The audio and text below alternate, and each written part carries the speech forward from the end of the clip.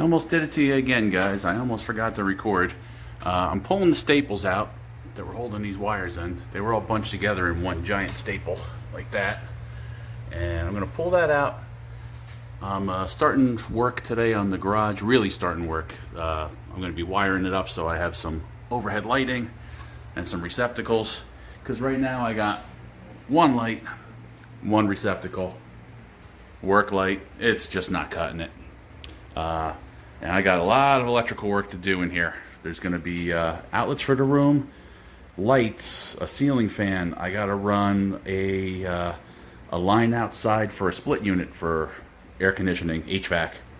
I have to run an outlet outside so that the guys down the road who do maintenance on it will have electricity out there by code. So, pulling the staples, going to neaten up these wires and run a whole lot more. Going to try to come out the bottom as much as possible because it looks like everything comes out the top with the exception of one line.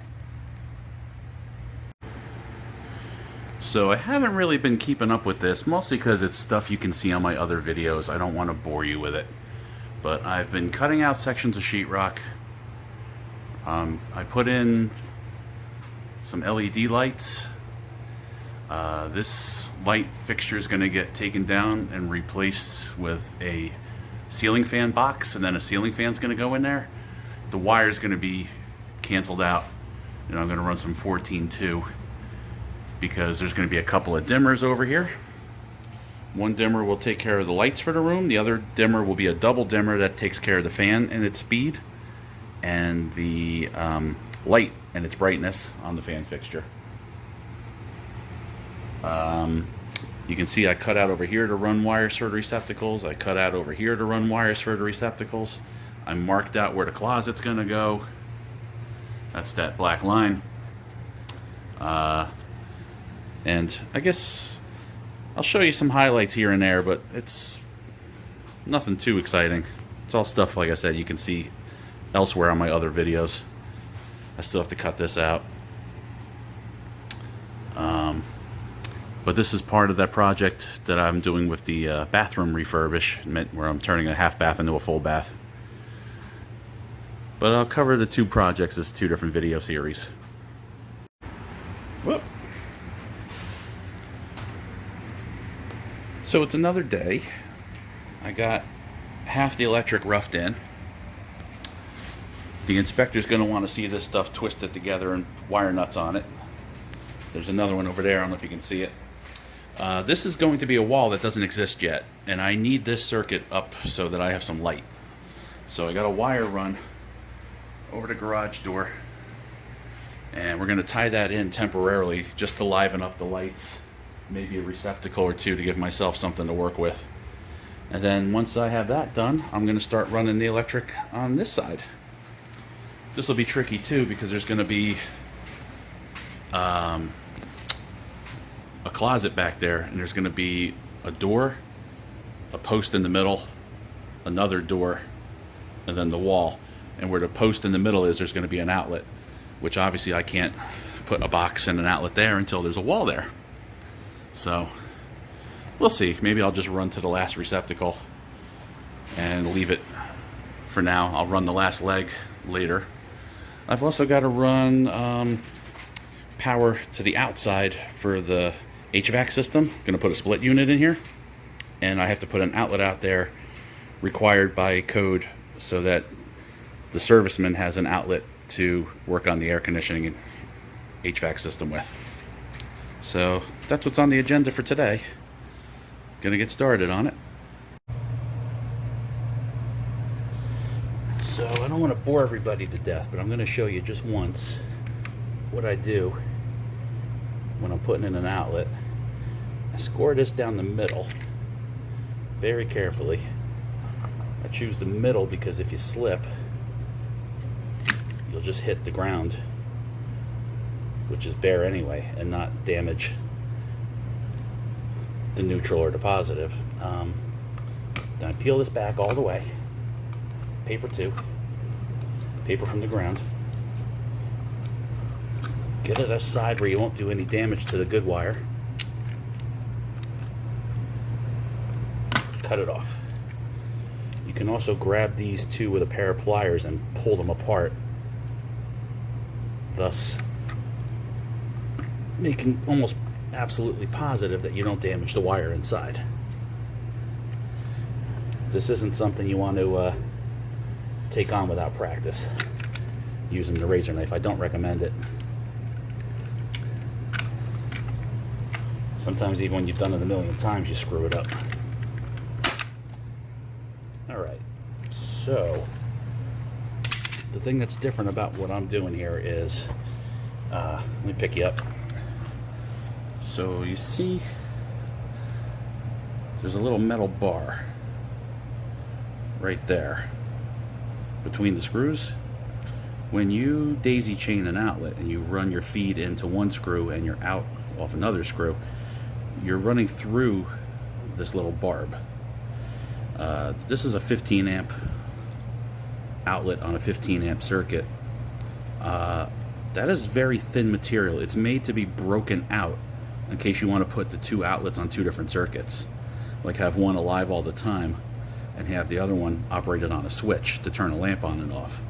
I don't like passing through these. I feel like you're losing some of your current flow. So what I do is I pigtail my outlets, and then I just run a pigtail from the outlet to a wire nut. That way everything is going through 14 gauge wire. You're not losing any amperage as you daisy chain from outlet to outlet. Some people will probably say I'm crazy for doing that. That is above and beyond, but again, why do it half-ass? Do it once, do it forever. Never have to worry about it again. I think it becomes increasingly important when you start dealing with 20 amp circuits that you not run through the outlets. Do this so you don't lose any juice and you're getting a full 20 amp delivery or 15 amp delivery at the end outlet. Same current at the end outlet as you have at the first one.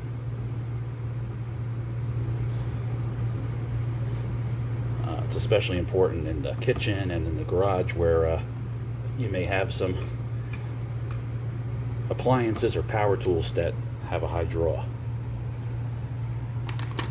So this is prepped. Let me show you what we're going to do with this.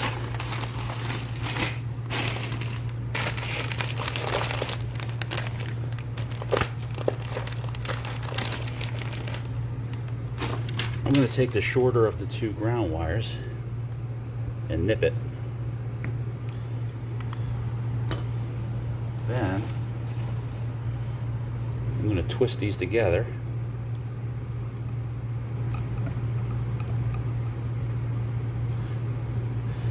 Then instead of pigtailing the ground wire, I've got one of these green wire nuts that has a hole in it. You slip it over the longer wire and then it ties the other two together.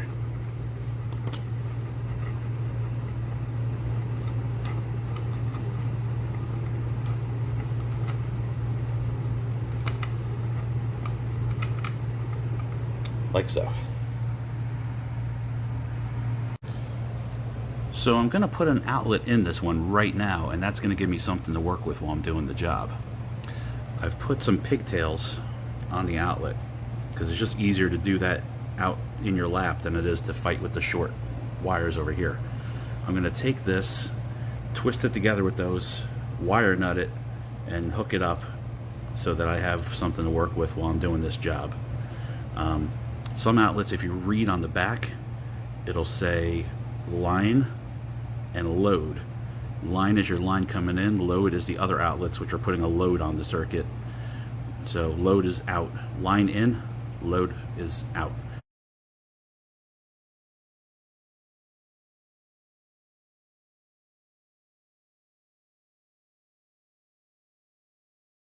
But since I'm only using, the pigtails, I'm not using both sets of screws. I just tighten these so they're not rattling around. I don't have to worry about them touching something. And if you look, I made sure there's no exposed copper sticking out past the outlet. It's very important that you wrap the wire around the screw so that as you tighten it, it wraps the wire around more and doesn't spit it out. So the wire comes over the top and around the bottom, so the tightening screw clamps down on it.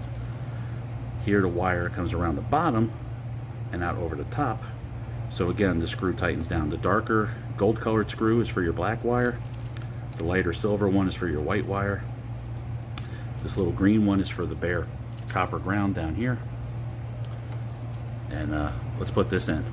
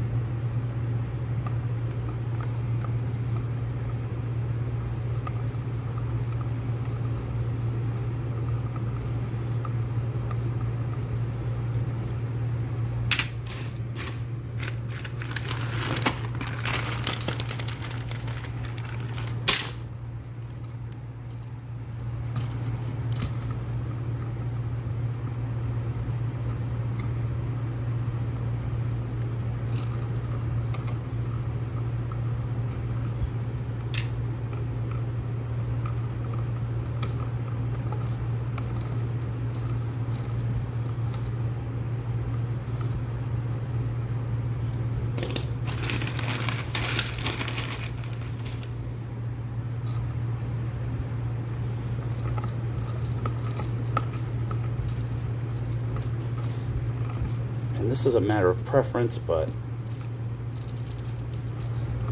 I like to use my cutting pliers to bend the hook into the wire, then use my hand to get it lined up so it'll go around the screw good. You can use needle nose, you can use your lineman's pliers, whatever works for you, personal preference.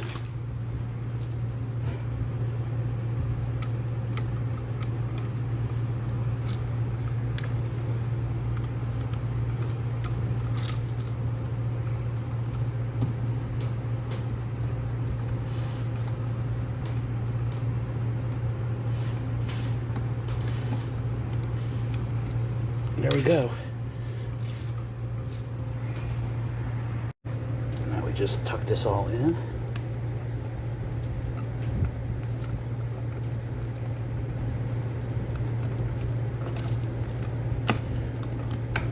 And I don't know if you saw my other videos, but a trick I like to do is tuck those back, stick this in caddy corner, switch it, stick it in caddy corner, and now it'll cooperate while you tighten that screw.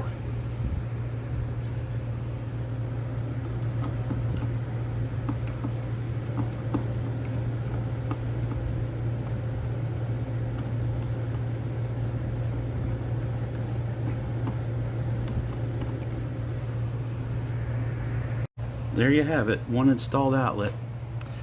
Again, this is personal preference, but I like to center the slotted screw, the slotted hole for the screw in the screw, and snug it down. When you're done sheetrocking and spackling, you're putting the covers on, you may have to shift this a little bit to the left or the right to level it. But centered is a good starting point. And now the rest of them are just going to get pigtailed. I'm not going to just walk you through that, I'll just show you the finished result. So here's what you end up with. I'm just going to tuck this into the wall so it's ready for the inspector to take a look at it. But I got my pigtail here capped off so I can make it live. Got my pigtail here, no need to cap off the neutral.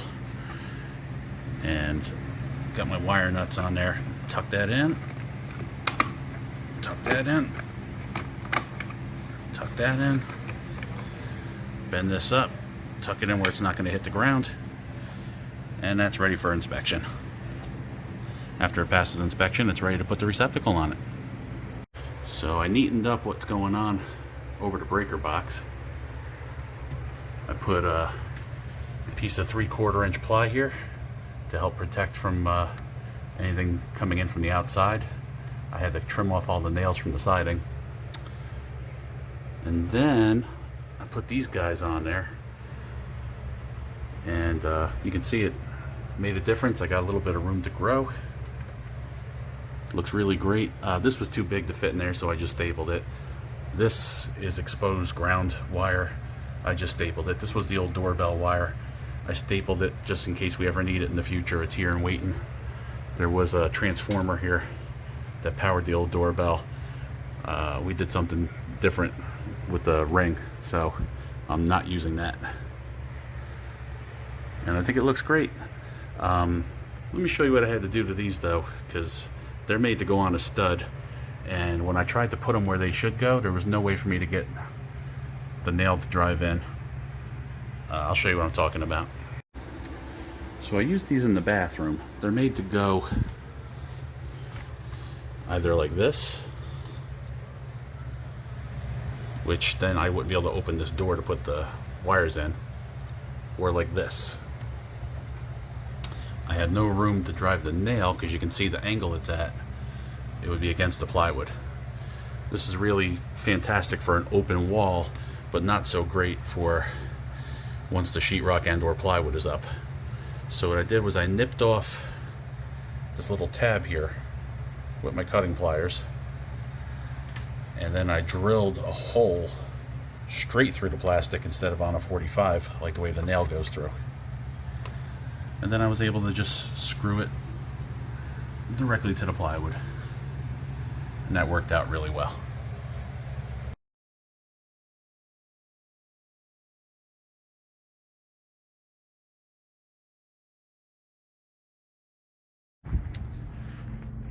I just installed the outside outlet with a 20 amp GFI and the box for the split unit, which is going to go maybe where the plant is, maybe over a little further. I want to keep these two kind of far away from each other so they're not blowing hot air on one another. But anyway, there's the box. I left it gutted. Wire was a little shorter than I would have liked, but it made it no problem. And this isn't the fuse type. This is the type where there's just a connector that bridges from here to here and there to there, so that the HVAC guy can yank the connector and not get fried when he's working on the units. But the breaker does all the protecting. There's no fuses. A lot of the there are types that have bus fuses in them. That is not this type. This is just a disconnect. I'll show you more when it's done and the AC unit is hooked up to it.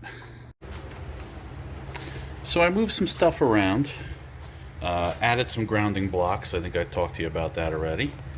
I tried to switch the wires from the right hand side over to the right hand side and the left hand side to the left hand side, but the idiot who wired the house cut the wires just long enough to make it to the grounding block or the breaker, and some of them weren't long enough to make it to the new blocks, or to even make it to a lower breaker location.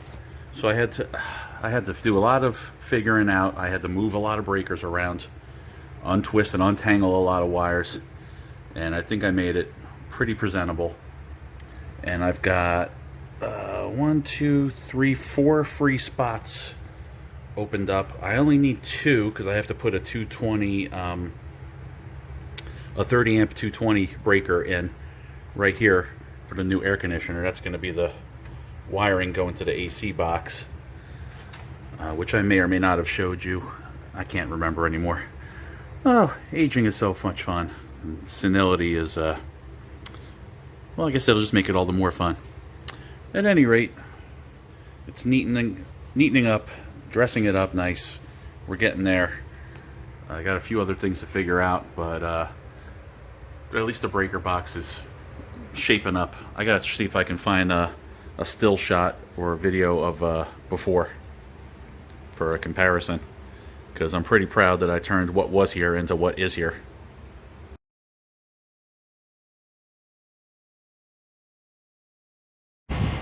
Hopefully you can hear me. I got the air conditioner running right in my face, but sometimes the inspectors want to see if you use this is 10-2.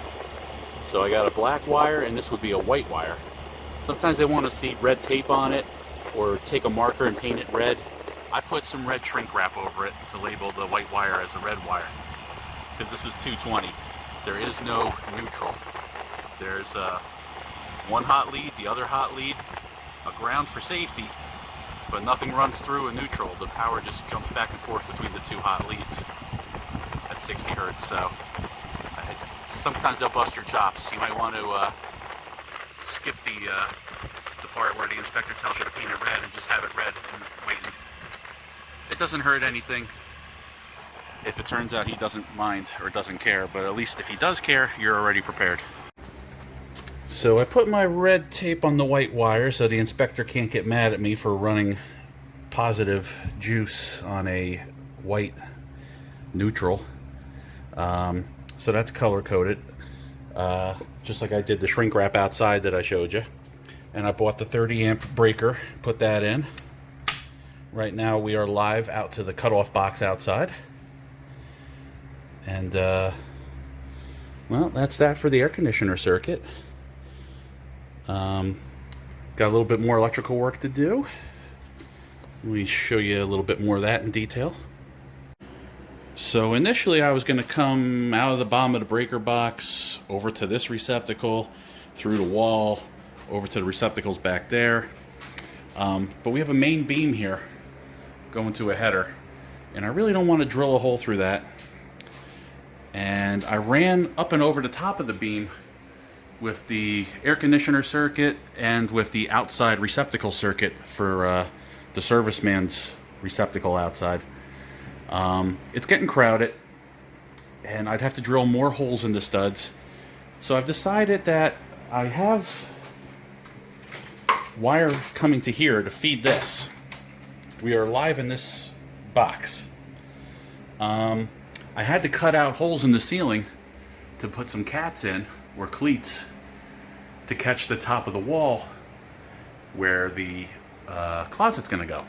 So why don't I just run a line from that receptacle up and overhead. I have access to nail it to the floor joists, down the wall, and there's a receptacle over there, and that will feed this side without having to drill up any more holes in the studs or mess with going over that beam or through the main supports for it.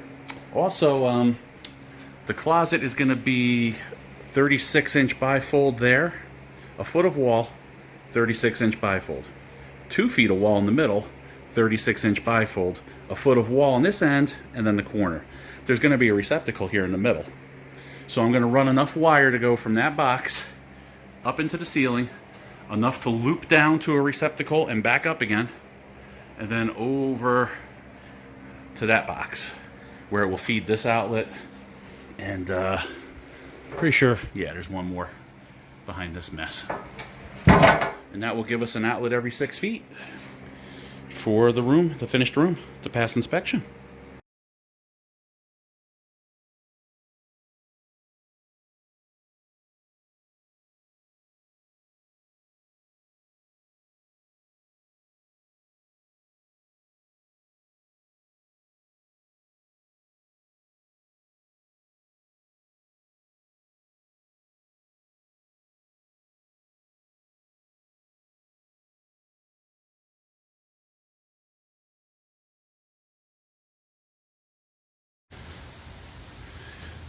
So the electric is roughed in, the mess is cleaned up, the lumber has showed up, and I gotta leave the walls open for the inspector, but I gotta start building the raised floor. So the sections are in and leveled and measured and squared and plumbed. I got the box in, I got the wire stapled. Just got to trim that back and rough it in like I did with these, and that'll be ready for inspection. And we'll be on to the next thing, which is going to be taking out the garage door, putting down block, building a wall, making a closet that covers up the breaker box, all that good stuff. And then this will all be ready for inspection.